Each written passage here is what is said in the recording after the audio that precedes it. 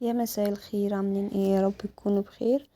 هنعمل النهاردة مع بعض كفتة الرز الرهيبة في البيت، في الكبة بتاعتك من غير اي تكلفة خالص. مش هتحتاجي تروحي عن تعمليها عند جزار او تعمليها برا، تعمليها بنفسك في البيت بكل سهولة، وهتطلع احسن من اللي انت بتعمليها كمان عند الجزار.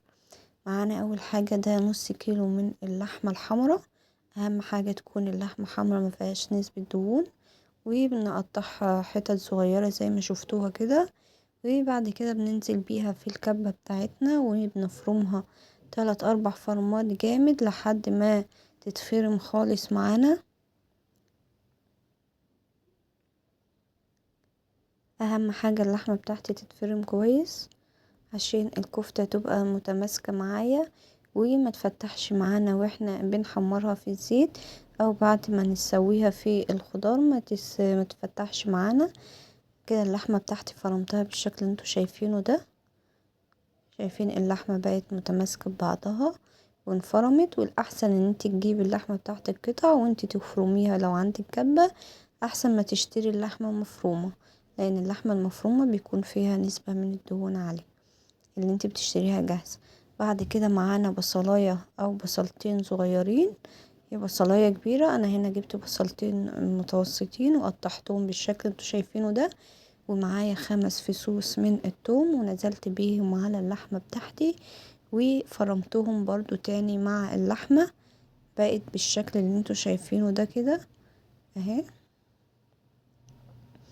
بعد كده معانا الرز بتاعنا المطحون. طبعا الرز ده انا اللي طحناه برضو في البيت، هسيب لكم الطريقة بتاعته في اخر الفيديو. هنزل بيهم بكوبايتين من اللي انتوا شايفينها دي على اللحمة المفرومة بتاعتي، كوبايتين بس. لو حسيتي بعد كده ان اللحمة اكتر او اللحمة طرية بتزودي كمان نص كوباية من الرز المطحون. بعد كده معانا البهارات بتاعتي، معلقة من الملح ومعلقة من الفلفل والكمون ومعلقة من الثوم والبصل البودر ومعلقة من توابل اللحمة، وبننزل بيهم على اللحمة بتاعتنا. وبعد كده معانا ربطة من الخضرة غسلينها كويس ومقطعينها صغير زي ما انتوا شايفين، وبننزل بيهم كله على بعضه وبنضربهم تاني في الكبة بتاعتنا. نفضل نضرب فيهم لحد المكونات كلها ما تتجانس مع بعضها وتبقى حتة واحدة. بفضل بقى اضرب فيهم لحد بقت بالشكل اللي انتوا شايفينه ده اهو. طبعا لو حابة تزودي من الخضرة عاوزاها تبقى خضرة شوية تزودي، ممكن تحطي ربطتين، بس انا هنا حطيت ربطة واحدة وبقت حلوة خالص. وهنا كنت صبحت الكفتة بتاعتي بالشكل اللي انتوا شايفينه ده. ممكن كمان لو حابة تعمليها كور، انا هنا النص كيلو عمل الكمية دي كلها ولسه باقي اللي هي في الطبق. هنبدأ بقى نحمر الكفتة، يكون زيت على النار ويكون سخن وننزل بيهم بالكفتة بتاعتنا ونحمرها بالشكل اللي انتوا شايفينه ده اهو. طلعت الكفتة بسم الله ما شاء الله جميلة جدا وطعمها حلو. يلا مع بعض نطبخها ونشوف طريقة طبخها.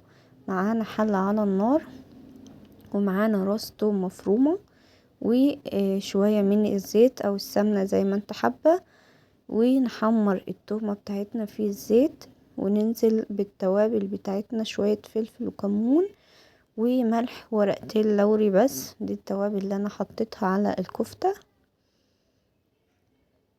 نحمر التومة بتاعتنا كويس.